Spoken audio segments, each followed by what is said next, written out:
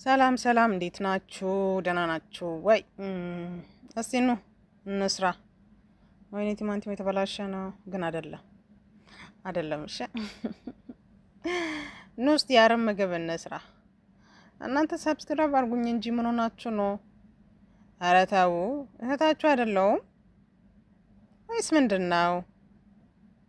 ኧረ ይሄኔ ተሳድቤ ቢሆን ኖሮ በስመ አብ በቃ ፍርጥጤ ነበር የምታወጡት።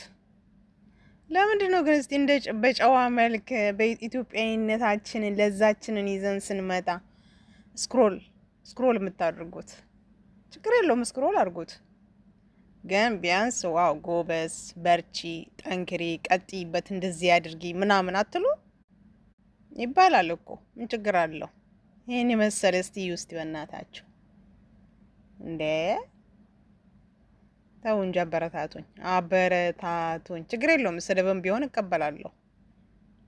ምክንያቱም ሰው ልጅ ነንና መሳሳታችን መቼም ያው ስህተት ሳታገኙ አትሳደቡም። አይኑ አውቃለሁ